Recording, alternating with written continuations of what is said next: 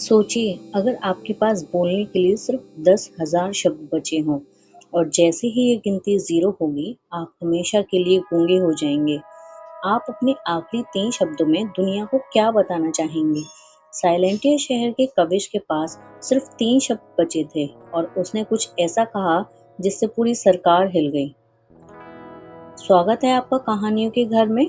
साइलेंटिया एक ऐसा शहर जहां हवा की सरसराहट और कदमों की आहट के अलावा कोई और आवाज़ सुनाई नहीं देती थी। यहाँ का कानून बेहद बेरहम था। हर इंसान के हाथ पैर पैदाइश के वक्त ही एक डिजिटल काउंटर लगा दिया जाता था, जिसे द वर्ल्ड मीटर कहते हैं। पूरी जिंदगी में सिर्फ 10,000 शब्द बोलने की ही इजाज़त थी। जो इंसान अपने सारे शब्द खर्च कर देता था, उसे सरकार एक अलग इलाके में भेज देती थी, जिसे द साइलेंस जोन कहा जाता था। लोगों का मानना था कि वहां उन्हें आराम की जिंदगी मिलती है, लेकिन सच क्या था, यह कोई नहीं जानता था। कविश एक इको कलेक्टर था। उसका काम सरकारी था, पुरानी इमारतों से लोगों की पुरानी आवाज़ों को ढूंढना और उन्हें सरकार की लेबोरेटरी में जमा करना। सरकार का कहना था कि वे इन आवाज़ों को नष्ट कर रहे हैं ताकि शहर में शांति बनी रहे। कविश के काउंटर में अब सिर्फ 48 शब्द बचे थे। वे अपनी जिंदगी के आखिरी शब्दों को लेकर बेहद सतर्क था, लेकिन कविश के दिल में एक सवाल बचपन से था। सरकार इन आवाज़ों को सिर्फ नष्ट करती है या इनके साथ कुछ और चल रहा है? इसका पता लगाने के लिए कविश ने एक शाम शहर के सबसे पुराने और बंजर इलाके सेक्टर 0 में भेजा गया। यह एक पुराना अंडरग्राउंड ब्रॉडकास्टिंग स्टेशन था जो सदियों से बंद था। कविश अपना ऑडियो ट्रैकर लेकर दीवारों पर लगा रहा था ताकि किसी पुरानी गूंज को पकड़ सके। अचानक उसके हेडफोन में एक ऐसी आवाज़ आई जो आम गूंज नहीं थी। वह किसी के रोने या हंसने की नहीं, बल्कि एक सीक्रेट कोड जैसी थी। दीवार के पीछे से किसी के चलने की आवाज़ आई। कविश ने ध्यान से देखा। दीवार में एक छुपा हुआ दरवाज़ा था। उसने दरवाज़ा धकेला और अंदर चला गया। वहाँ रोशनी बहुत कम थी। जैसे ही वह आगे बढ़ा, किसी ने पीछे से उसके मुंह पर हाथ रख दिया। श्श्श, बोलना मत, एक लड़की की धीमी आवाज़ आई। कविश ने देखा, वह एक लड़की थी जिसका नाम आन्या था।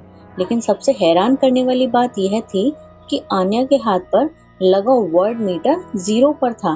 फिर भी वह बोल रही थी। ये कैसे संभव था?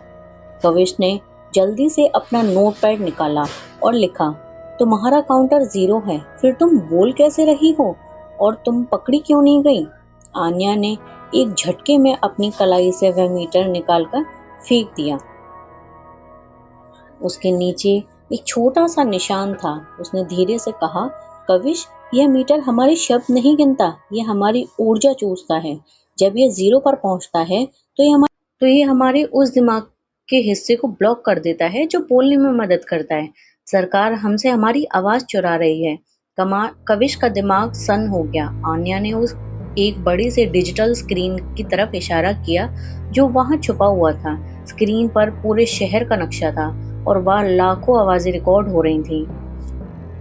आन्या ने बताया, सरकार इन आवाज़ों को नष्ट नहीं करती, वे लोगों की आवाज़ और जज्बातों को चुराकर एक एर्जी कोर बना रहे हैं, जिससे शहर के अमीर लोग अपनी उम्र बढ़ाते हैं और जिन लोगों के शब्द खत्म हो जाते हैं उन्हें साइलेंस जोन नहीं बल्कि एक अंडरग्राउंड फैक्ट्री में गुलाम बनाकर रख दिया जाता है। कविश को अब समझ में आया कि सरकार क्यों हर साल हजारों लोगों को गायब कर देती थी, लेकिन अब सबसे बड़ा खतरा उसके सर पर था। अचानक रेड अलर्ट की लाइट्स जलने लगी। सरकारी गार्ड्स ने उन्हें ढूंढ लिया था। हमें यहाँ से निकलना होगा, आन्या ने चिल्लाकर कहा। दोनों अंडरग्राउंड टनल की तरफ भागे। पीछे से गार्ड्स के भारी कदमों की आवाजें और लेजर गन्स की रोशनी उनका पीछा कर रही थी। टनल के आखिरी में एक पुराने रेडियो टावर का रास्ता था जो पूरे शहर के सबसे ऊंचे पॉइंट पर खुलता था। भागते भागते एक मोड़ पर एक गार्ड ने आन्या पर अटैक कर दिया। आन्या जमीन पर गिर गई। गार्ड उस पर गन तान चुका था। कविश के पास सोचने का वक्त नहीं था। उसने अपनी पूरी ताकत से गार्ड पर एक भारी लोहे का पाइप दे मारा। गार्ड बेहोश हो गया, लेकिन इस तफरी में आन्या जो मेन ट्रांसफर की चिप थी वह टूट गई। अब शहर को सच बताने का सिर्फ एक ही रास्ता था।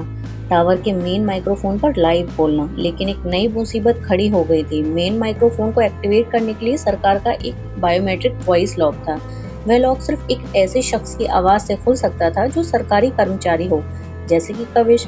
और उस लॉक को खोलने के लिए एक पूरा सरकारी शपथ बोलना जरूरी था, जिसमें ठीक 45 शब्द लगते थे। कविश ने अपने काउंटर को देखा, 48। अगर उसने लॉक खोला तो उसके पास सिर्फ 3 शब्द बचेंगे, और उसके बाद अगर गार्ड्स ने उसे पकड़ लिया तो वह कभी अपना सच नहीं बोल पाएगा। दोनों टावर के टॉप पर पहुंच गए। पूरा शहर खामोशी की चादर ओढ़े सोए हुआ था। पीछे से दरवाजा टूटने की आवाज आई। गार्ड्स ऊपर पहुंच चुके थे। आन्या ने कविश का हाथ पकड़ा और सिर हिलाया, जैसे ही वह कह रही हो कि ये मत करो। लेकिन कविश ने फैसला कर लिया था। उसने माइक्रोफोन ऑन किया और वह 45 शब्दों का सरकारी शपथ बोलना शुरू किया। उसका काउंटर तेजी से नीचे गिरने लगा। 40, 30, 20, 10, 5 और अब आखिरी के 3 शब्द। लॉक खुल गया। पूरे शहर के हर स्पीकर, हर घर, हर सिग्नल पर अब उनकी आवाज लाइव जा सकती थी। दरवाजा खुला और चीफ ऑफिसर गन लेकर अंदर आया। उसने कविश पर गन तानते हुए कहा, तुमने बहुत बड़ी गलती की कविश, तुम्हारी आवाज अब खत्म हो चुकी है। तुम पूरे शहर को सच कैसे बताओगे? तुम्हारे पास केवल 3 शब्द हैं। चीफ ऑफिसर मुस्कुरा रहा था, क्योंकि उसे पता था 3 शब्दों में कोई भी पूरी सच्चाई नहीं बता सकता। कविश ने आन्या की तरफ देखा और माइक्रोफोन को अपने होठ के पास लाया। उसने पूरी दुनिया का सबसे बड़ा सच बताने के लिए उन 3 शब्दों का इस्तेमाल नहीं किया जो चीफ सोच रहा था। उसने माइक्रोफोन में बाकी बचे 3 शब्द पूरी शिद्दत से बोले, सरकार झूठी है। जैसे ही उसने ये कहा, काउंटर 0 हो गया। वह जमीन पर गिर गया। चीफ हंसने लगा, बस इतना ही? इससे कुछ नहीं बदलेगा। चीफ गलत था। कविश ने जो सच्चाई बोली थी वह एक आवाज नहीं थी। आन्या ने उस लॉक के खुलते ही दरवाजे के पीछे से पूरे शहर के काउंटर का सिस्टम हैक कर दिया था। कविश ने उन 3 शब्दों से पूरे शहर के लोगों के दिमाग में एक चिंगारी लगा दी। कविश अब बोल नहीं सकता था। उसे गार्ड्स पकड़कर ले जाने लगे। लेकिन जैसे ही वे टावर से नीचे उतरे, उन्होंने देखा कि पूरा शहर सड़कों पर उतर आया था। लोगों के हाथों में जो मीटर्स थे वे एक एक करके टूट रहे थे। लोग अब चुप नहीं थे, क्योंकि उन्हें सच का पता चल गया था। एक शख्स चिल्लाया, सरकार झूठी है। फिर दूसरा, तीसरा। देखते देखते लाखों लोग एक साथ बोलने लगे। उनकी आवाज का शोर इतना बड़ा था कि सरकारी गाड़ियां और उनका सिस्टम वहां टिक नहीं सका। गार्ड्स के डर के मारे भाग गए। आन्या ने भीड़ में से आकर कविश का हाथ थामा। कविश के गले से आवाज तो चली गई थी, लेकिन उसके चेहरे पर एक सुकून था। उसने साइलेंटिया को हमेशा के लिए आजाद कर दिया था। अब इस दुनिया में शब्द गिने नहीं जाते थे, बल्कि दिल से बोले जाते थे। इस कहानी से हमें क्या सीख मिलती है कि लोग अपने शब्दों को बचाने के चक्कर में अपने जज्बात जताना भूल गए थे। असल जिंदगी में कई बार हम डर, हिचकिचाहट या लोग क्या कहेंगे के चक्कर में सही बात बोलने या अपने दिल की बातों को कहने में कंजूसी कर जाते हैं। यही कहानी हमें सिखाती है कि हमारे शब्द और हमारी आवाज एक बहुत बड़ी ताकत है। इसे दबाना नहीं चाहिए। अगर कहानी आपको पसंद आई हो तो चैनल को सब्सक्राइब और वीडियो को लाइक करना ना भूलें। Thank you.